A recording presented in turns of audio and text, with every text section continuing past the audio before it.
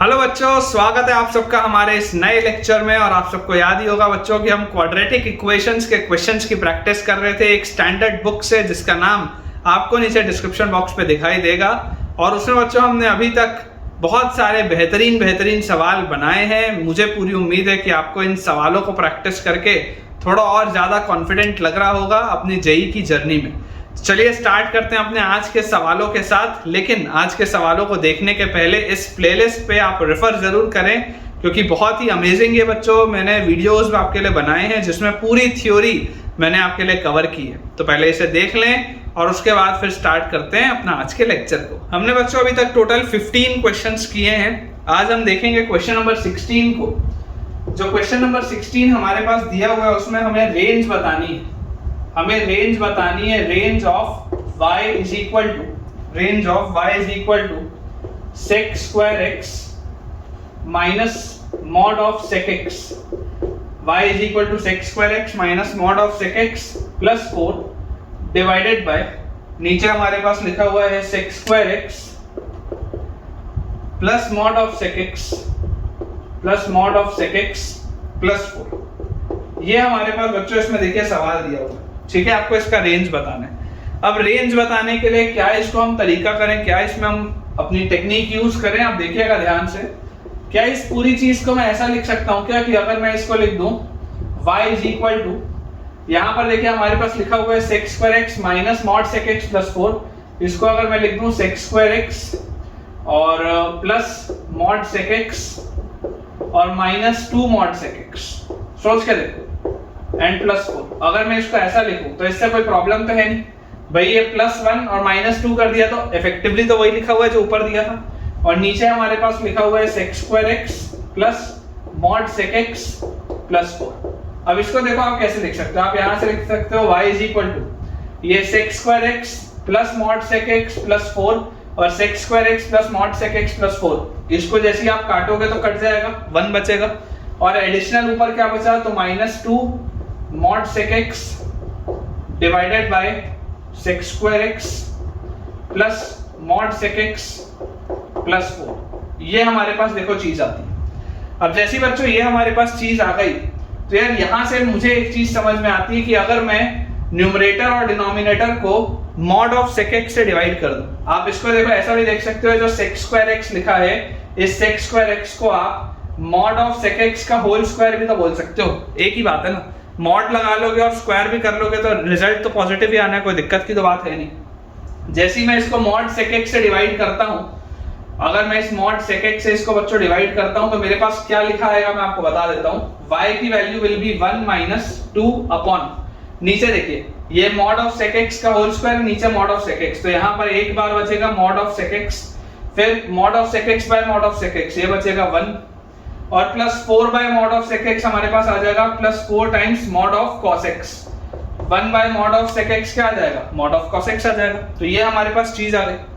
अब हमें बच्चों एक कंसेप्ट पता है AMGM का, अरिथमेटिक मीन हमेशा ज्योमेट्रिक मीन से बड़ा होता है, ये हमें पता है, हमने पढ़ा है प्रोग्रेशंस में। मैं फिर बोल रहा हूँ 11th के बच्चों को कुछ चीजें समझने में थोड़ी सी दिक्कत आएगी, लेकिन जो भी 12th के बच्चे और ड्रॉपर्स बैच के बच्चे इस वीडियो को देख रहे होंगे वो इसे अप्रिशिएट कर पाएंगे, है ना। आप क्या चीज जानते हैं, मैं यहां पर लिख देता हूं कि mod of sec x plus 4 times mod of cos x by 2, अगर इनका मैं अरिथमेटिक मीन लूं, मॉड ऑफ sec x और 4 times mod of cos x का जो अरिथमेटिक मीन होगा, it will always be greater than equal to mod of sec x into 4 times mod of cos x का under root. ये हमारे पास होता है, arithmetic mean is always greater than या इक्वल टू ज्योमेट्रिक मीन, ये हमारे पास रिजल्ट होता है। यहां से देखिए mod sec x mod cos x cancel out हो जाएगा, अंडर रूट ऑफ 4 2 होता है और ये 2 उधर चला जाएगा, मतलब mod of sec x plus 4 times of mod of cos x, ये हमेशा ही 4 से बड़ा होगा। ये 4 से बाहर 2 निकलेगा और एक 2 और चला गया, तो इस पूरे की वैल्यू हमेशा 4 या उससे बड़ी होगी। अब आप देखिए, अगर आप इसको ध्यान से देखेंगे, अगर आपको y की मैक्सिमम वैल्यू बतानी है तो y की मैक्सिमम वैल्यू कब होगी, y बहुत बड़ा होगा जब उससे सब्ट्रैक्ट होने वाली चीज मिनिमम होगी, समझना। अगर आपको y मैक्सिमम चाहिए मतलब ये सब्ट्रैक्ट होने वाली पूरी चीज मिनिमम होनी चाहिए, और अगर ये सब्ट्रैक्ट होने वाली पूरी चीज मिनिमम होनी चाहिए मतलब डिनोमिनेटर मैक्सिमम होना चाहिए। वापस बोल रहा हूँ, ध्यान से देखना, y मैक्सिमम मतलब कि 1 में से सब्ट्रैक्ट होने वाली पूरी चीज मिनिमम, और अगर ये पूरी चीज मिनिमम मतलब डिनोमिनेटर इसके लिए होना चाहिए मैक्सिमम। तो जरा सोच के देखो डिनोमिनेटर की मैक्सिमम वैल्यू क्या आएगी। आप बच्चों इस चीज को जानते हैं कि sec x जो होता है वो मैक्सिमम क्या होता है, इनफाइनाइट होता है, मतलब कि डिनोमिनेटर की मैक्सिमम वैल्यू इनफाइनाइट आ सकती है, एग्जैक्ट इनफाइनाइट कभी नहीं होगा, इट विल अप्रोच इन्फिनिटी। मतलब कि आप बोल सकते हैं कि y अगर आपको मैक्सिमम चाहिए तो ये डिनोमिनेटर मैक्सिमम होना चाहिए, और इसकी मैक्सिमम वैल्यू इनफाइनाइट होती है तो 2 बाय इनफाइनाइट क्या हो जाएगा, 0 के पास आ जाएगा। तो y की मैक्सिमम वैल्यू 1 के पास आएगी, एग्जैक्ट 1 से छोटी होगी, एग्जैक्ट 1 से छोटी होगी लेकिन 1 के बहुत करीब होगी, अप्रोक्सीमेटली वो 1 होगा, ठीक है। और y की अगर आपको मिनिमम वैल्यू निकालनी है तो देखिए y मिनिमम कब होगा, जब 1 में से सब्ट्रैक्ट होने वाली पूरी चीज मैक्सिमम हो, और ये पूरी चीज मैक्सिमम हो मतलब ये डिनोमिनेटर मिनिमम हो। तो इस डिनोमिनेटर की मिनिमम वैल्यू क्या आ रही है, देखो ये mod sec x plus 4 times mod cos x, इसकी मिनिमम वैल्यू 4 है, मतलब ये वाले टर्म प्लस ये वाले टर्म की बच्चों जो मिनिमम वैल्यू है वो कितनी है, वो 4 है। तो अगर इसकी मिनिमम वैल्यू 4 है, इसमें 1 ऐड हो गया तो क्या हो गया, 5 हो गया। मतलब कि अगर आपको इस पूरे की मिनिमम वैल्यू चाहिए थी तो डिनोमिनेटर मिनिमम होना चाहिए था, और डिनोमिनेटर मिनिमम कितना आ रहा है, 5 आ रहा है। तो यहाँ पे आपके पास आ गया 1 माइनस 2/5, तो ये आपके पास आ जा रहा है 3/5, और ये एग्जैक्ट 3/5 होगा क्योंकि यहाँ पर इक्वालिटी है। मतलब कि जब mod sec x plus 4 times mod cos x की वैल्यू 4 होगी तब इस पूरे की वैल्यू नीचे 5 आएगी और इस पूरे की वैल्यू 3/5 आएगी। मतलब कि अगर आपको रेंज बताना है तो आप बोल सकते हैं y बिलोंग्स टू, मिनिमम क्या है 3/5, तो क्लोज ब्रैकेट 3/5 से लेके मैक्सिमम क्या है 1, और एग्जैक्ट 1 कभी नहीं हो सकता, 1 की ये तरफ जाएगा इसलिए 1 पर रहेगा ओपन ब्रैकेट। तो आई होप आपको बच्चों ये वाला सवाल बढ़िया से समझ आया होगा। एक बार अपन इसका आंसर चेक कर लेते हैं। तो बिल्कुल अपन ने बच्चों इसको ठीक सॉल्व किया है। क्वेश्चन नंबर 16 है, ए ऑप्शन अगर आप देखेंगे तो ए ऑप्शन ये लिखा हुआ है क्लोज ब्रैकेट 3/5 से ओपन ब्रैकेट 1। अब बेटा इसके बाद क्वेश्चन नंबर 17 देखते हैं। 17 में हमारे पास लिखा हुआ है the equation 3x square plus bx plus c equal to 0, 3x square plus bx plus c equal to 0, जहां पर b और c जो है वो रियल नंबर्स हैं, b और c बच्चों रियल नंबर्स हैं, and x square minus 3x plus 5 equal to 0। ये हमारे पास दो इक्वेशंस हैं। आपको बोला जा रहा है दोनों में कॉमन रूट है, दोनों में कॉमन रूट है। अब अगर कॉमन रूट हमें बोल दिया गया है तो इसका मतलब देखिए क्या होगा, आपको बताना है then the root of the equation x square minus 3x plus b equal to 0, इसके जो रूट्स होंगे वो रूट्स कैसे होंगे, आपके पास ये सवाल है। इस इक्वेशन के रूट्स कैसे होंगे आपको ये बताना है।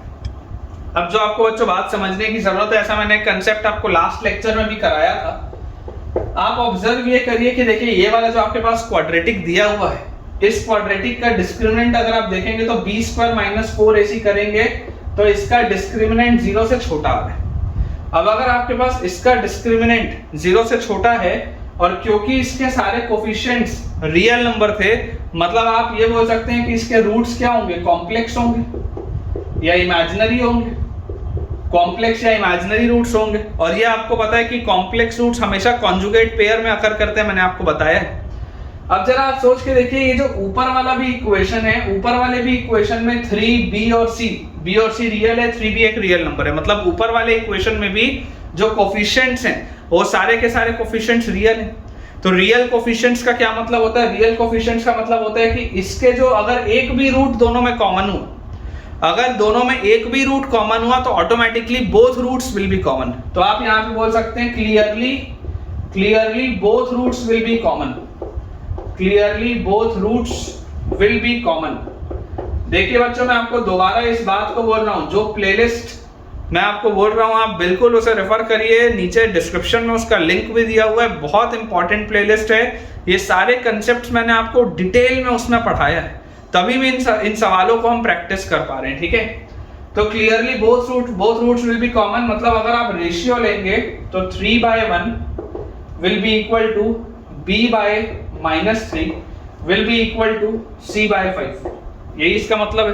तो यार यहां से अगर मैं देखूंगा इन दोनों को अगर मैं लूं तो इन दोनों को लेते ही मेरे पास b की वैल्यू तो क्या आ जाएगी, -9 आ जाएगी, ठीक है। b की वैल्यू मेरे पास आ जाएगी -9, और जैसे b की वैल्यू -9 आएगी तो c की वैल्यू देखो क्या आ जाएगी, अगर पहले और तीसरे वाले को लोगे तो c की वैल्यू आ जाएगी 15। मतलब कि मेरा इक्वेशन क्या बन गया, इक्वेशन बन गया x² - cx मतलब -15x और प्लस b मतलब -9 = 0। ये मेरे पास इक्वेशन बना। और इस इक्वेशन का देखो जो डिस्क्रिमिनेंट होगा b² - 4ac, इसका d तो ग्रेटर देन 0 है।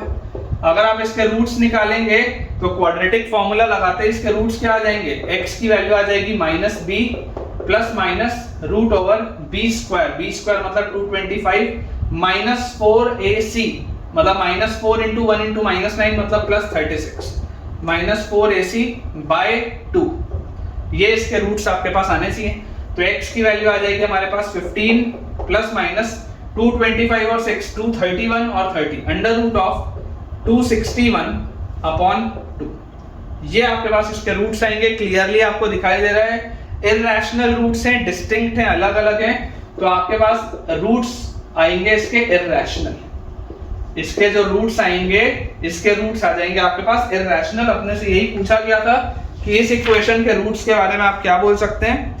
तो बच्चों जो सी ऑप्शन हमारे पास दिया हुआ है, option C is the right answer, जिसका आंसर दिया है इररेशनल। अब इस क्वेश्चन के बाद बच्चों जो हमारे पास क्वेश्चन नंबर 18 दिया है उसमें लिखा हुआ है कि if the equation x² + 2x + 5 = 0, if the equation x² + 2x + 5 = 0 has two roots alpha and beta।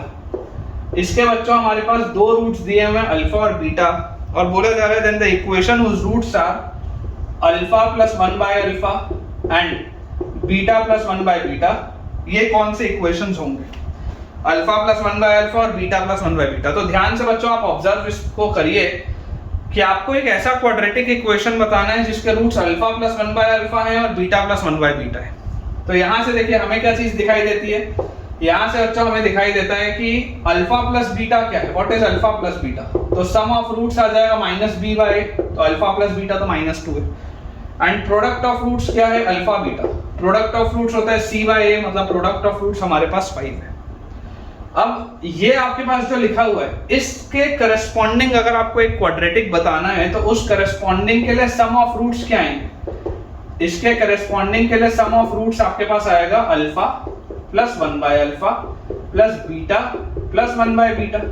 तो जैसे ही आप इसको सॉल्व करेंगे this will be alpha plus beta plus ये वाले को और ये वाले को अगर आप एलसीएम लेंगे तो alpha plus beta by alpha beta.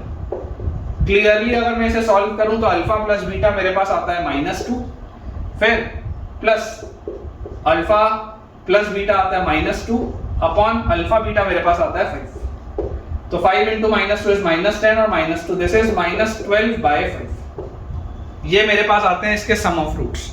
और अगर मैं प्रोडक्ट ऑफ रूट्स निकालूं इसके करस्पॉन्डिंग, अगर बच्चों मैं प्रोडक्ट ऑफ रूट्स निकालूं तो प्रोडक्ट ऑफ रूट्स मेरे पास क्या आ जाएगा, product of roots will be alpha plus 1/अल्फा मल्टीप्लाइड विद बीटा प्लस 1/बीटा।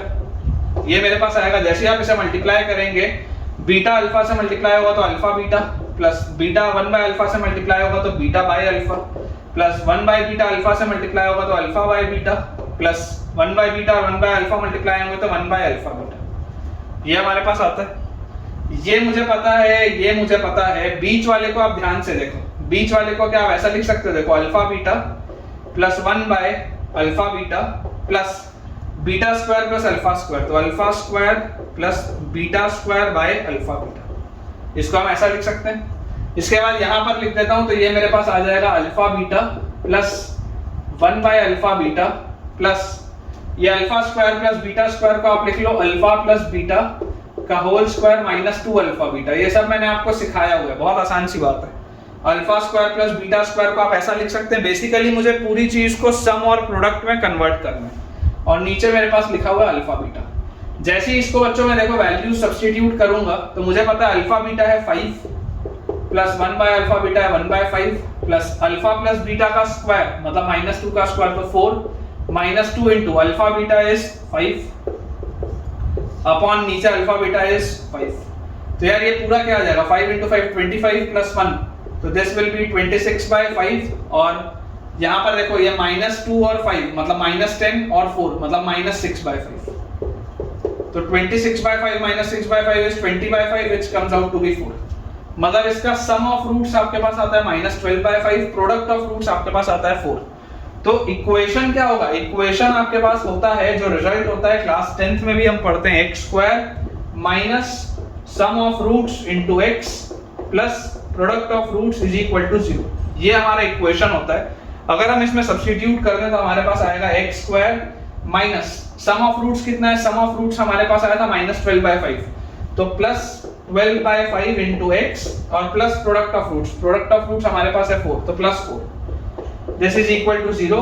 और अगर मैं इस पूरे को 5 से मल्टीप्लाई कर दूं तो मेरे पास आएगा result 5x² plus 12x plus 20 is equal to 0। ये मेरा फाइनल आंसर मुझे आता हुआ दिखाई दे रहा है। एक बार बच्चों जल्दी से अपन अपने ऑप्शंस चेक कर लेते हैं। तो जो डी ऑप्शन इसमें दिया हुआ है 5x² plus 12x plus 20 is the right answer. So ठीक है बच्चों, विद दिस हम अपने आज के लेक्चर के एंड पे पहुंच चुके हैं। मुझे पूरी उम्मीद है कि आज के ये 3 सवाल आपके कंसेप्ट्स इंप्रूव किए होंगे। और अगर आप मुझसे कुछ और मदद चाहते हैं, कोई और थ्योरी पढ़ना चाहते हैं, कोई और चैप्टर के अच्छे सवाल एज अ होमवर्क चाहते हैं, तो मुझे कमेंट्स में आप जरूर बताइए and I will be happy to help. पूरी उम्मीद है आपको अच्छा लगा है, तो जल्दी से इस वीडियो को लाइक करें, चैनल को सब्सक्राइब करें और अपने सारे फ्रेंड सर्कल में जितने भी जेईई एस्पिरेंट्स को आप जानते हैं, चाहे क्लास 11th के, 12th के या 12th पास, सबसे इस चैनल को और इस वीडियो को शेयर करें ताकि उन सब की पढ़ाई बहुत बढ़िया तरीके से हो पाए। Thank you.